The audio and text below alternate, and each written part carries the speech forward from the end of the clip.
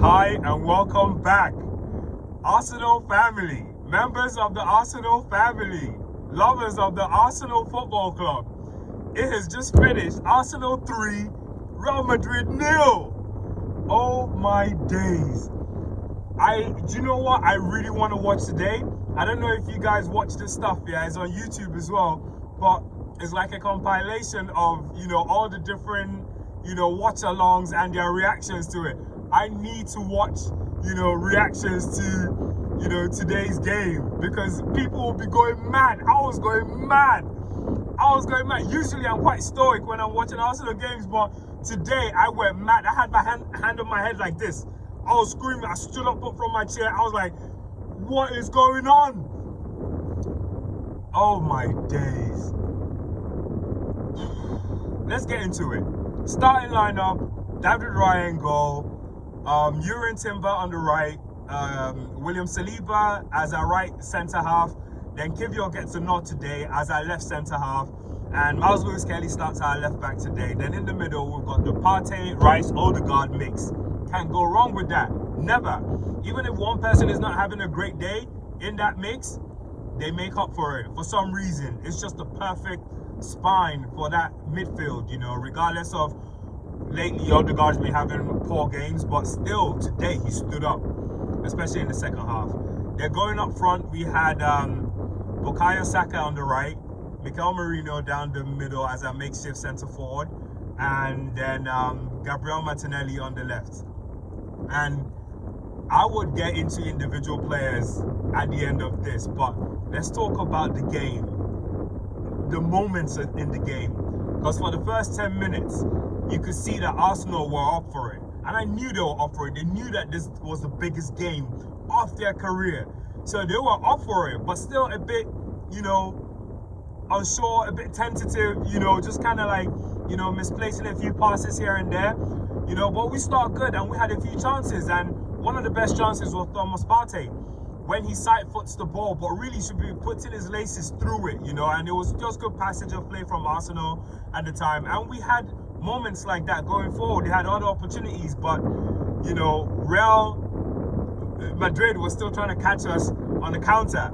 So we had to be careful with that because some of the times, especially like in the 23rd minute, we were lucky because Kivior slips, but luckily Mbappe's already offside. So, luckily that was never even going to count because he still misses, the chance. But you can tell that Real Madrid, they were trying to catch us on the counter. They didn't mind us having possession because they knew we were at home and most likely we were going to keep possession, but they were trying to catch us on the counter. And there's no better counter-attacking team than Real Madrid with Vinicius Jr., Mbappe as quick as he can be, and Rodrigo, who's also very tricky, but Arsenal still hold their own. Like I said, it was a bit back and forth, but then Real started growing into the game, especially with Jude Bellingham. He started growing into the game, and trying to put a few balls through and breaking up play and stuff. The next moment was the 29th minute, and Raya pulls off one of the best saves, or one of the I probably won't call it the best saves, but it was just a vital save. It was crucial at that point in the match, and he read the flight of the ball and he was just right there, and saves us in the 29th minute, and we escape again.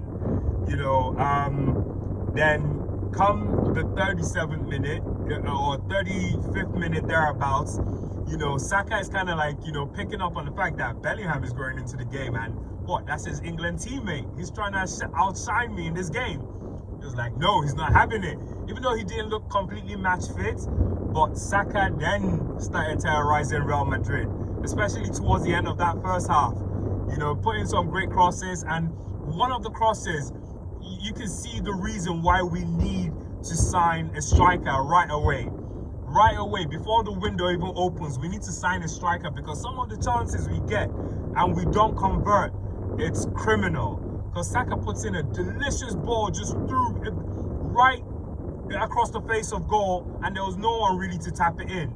you know, but we keep pressing, and, you know, come the 39th minute again, just around the 40th minute, Saka again, you know, drills in a ball, but, you know, no one is there. I think everyone, it was too far forward this time, and they just couldn't read, you know, where he was going to put the ball.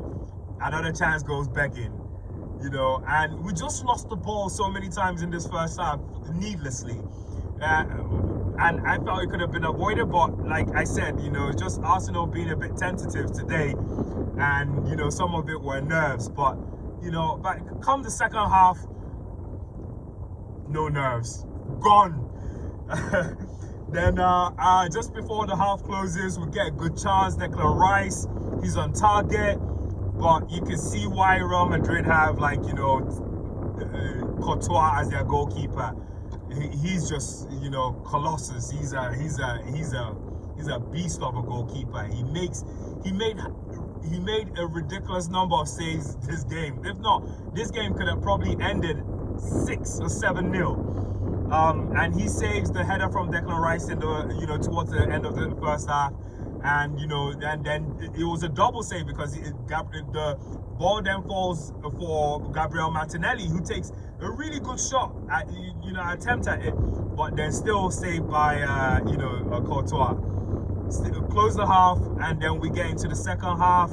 You know, still everyone's looking sharp. Partey is looking sharp. He's locking Bellingham down. Bellingham didn't have that same joy like he did in the first half anymore, because Partey was just on him. It was like his assignment. It's like they gave Partey homework to do on Bellingham, and he did it well. Then in the 50th minute or thereabout, I think that was another moment of the game, Real showed their quality again. You know, Kylian Mbappe. Oh, that guy, man. It's just unfortunate that he couldn't convert today. If he did, we also would be probably like 3 goals down from, you know, some of the chances he missed. And then Camavinga, it was a problem the whole game. He was really Real Madrid shining light the whole game today, you know. Then in the 50th, come, you know, later in the game, you know, Declan Rice, you know, he scores and puts us up 1-0. I'm trying to figure out how I can describe Declan Rice's free kick, which was won by Saka, by the way. Sorry, I lost my train of thought for a second. Declan Rice's free kick in the 57th minute or thereabouts is probably one of the best free kicks you're ever gonna see. If you're done watching this, or if you didn't watch the game, please go watch that free kick, because the way he bends it around the wall, and it was instructions from our set piece coach as well. Ridiculous. The first goal, ridiculous. Immediately, first goal, I was like, what did I just see? And you thought that was it? Oh my days. Today something else. I struggle. I struggle. By now I probably will start this video again and find a way to kind of, like, you know, get the information out of here really quickly, but feel me on this, because not long after, you know, Arsenal, you know, we're pressing, you know, good passage of play, and we win another free kick, you know, come closer to the 70th minute. Who's taking the set piece again? And remember, in the last video, I said Declan Rice needs to start taking our set pieces, because I'm done with Martin Odegaard. Even, and then you see, train of thought all out the window today. Because in the first half, Martin Odegaard had a free kick attempt, probably in the first 20 minutes or first 15 minutes. And he just hits it straight at the wall, like very poor effort. However, back to what we were talking about. Closer to the 70th minute, we win another, you know, free kick, right? You know, almost at the same spot as the first one. And everyone, all eyes on Declan Rice. And the second free kick ends up being better than the first one. I can't describe, there are no words to describe it other than sublime. It's like I said, the best goals I've seen Arsenal score. That second free kick was just the world. I was up off of my seat, I was pacing up and down, lost my mind for a full minute. I couldn't believe it. Like, that feeling it just felt like it was heavenly, like ridiculous. You just have to watch it. I have no words for it. At this point, we're 2-0 up against Real Madrid. Oh my days. And 70th minute, everyone is in, cloud 9. Just is the feeling is I can't describe it. The feeling is just ridiculous. And then you thought it was over. Then Mr. Miles Lewis Kelly, MLS himself, gets an assist. And who scores? Mikel Marino. The one person I was thinking, probably shouldn't start today, that I should have started today. He ends up scoring. And at this point, we're 3-0 up. Oh my God. You and okay, then let's 3-0 up. The best feeling in the world. I can't describe it. At 2-0 up, I was already, cloud 9. This was cloud 10 then, amazing. But then let's talk about a few things, because Mikel Arteta, I thought, was incredible today. Even his temperament, everything, today he's my man of the match. Mikel Arteta is my man of the match. I don't care. All the players are men of the match, but Arteta for me is my man of the match because the substitutions were crucial. It looked like a few injuries, but it was something that, he picked up from that Newcastle loss. Where Eddie Howe started taking off like the likes of Isaac, Gordon off because he knew he had won the tie. So he needed to rest his players. And likewise today, Mikel Arteta, did something similar where he took off, his guys and brought Tierney on, brought Trossard on, brought a few other players on just to kind of give his boys a rest, even though they went down. But I thought that was smart from him, and it just puts us on the front foot when we go to the Bernabeu, which is, I don't think it's going to be an easy game. But with our defense, only person that could be shaky or that just has that one moment where he has to, just do something crazy in the game is Kivior. Other than that, great today. So let's get into the players because I got to run. David Raya, excellent. Made a save, kept us in the game, especially in the first half. Great today. One of our players of the season. Yuri Timber locked Vinicius Jr. down. Locked him up. Nothing. And even at the end of the game, you could tell from his demeanor that he's still not satisfied. He knows he wants to get that second leg and close this chapter. Like, Timber's got a goal. Timber has a goal. He has a drive, and I can see it's infectious. It's infectious all over.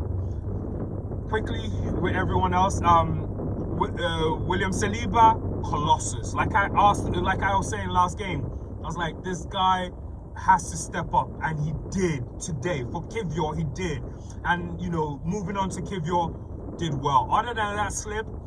Even with the slip, the player was offside, but he didn't really put any foot wrong today. Defended well. Miles Lewis Kelly, this boy, man. This man. I shouldn't even be calling him a boy. That's disrespectful. This man, this 18-year-old man, he's schooling people. This guy, oh my God. If you thought Timber locked Vinicius Jr. down, Miles Lewis Kelly locked up Rodrigo. Rodrigo had to be substituted at some point because he just couldn't get no joy. Ridiculous. Miles Lewis Kelly, probably contender for man of the match, but I'm sure they'll give it to Declan Rice. Actually, is Mikel Arteta or Declan Rice my man of the match? We'll get to that. Then Thomas Partey locked up Bellingham. Great game. 9 out of 10. Great game. Few misplaced passes here and there, especially in the first half, but stepped up in the second half. Nerves were done, and then they were playing their best football. Declan Rice.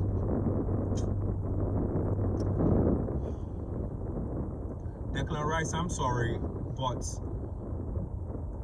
even though I gave Mikel man of the match, I think you were the man of the match today. He has to be, because, oh my God, the free kicks, like, I'm still speechless from them. I have no words. You just have to see it.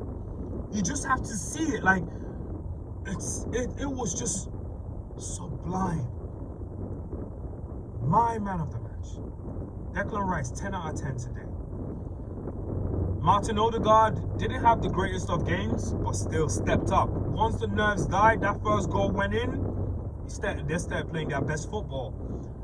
Bukayo Saka didn't play the whole 19 minutes, but looked sharp, especially towards the end of that first half.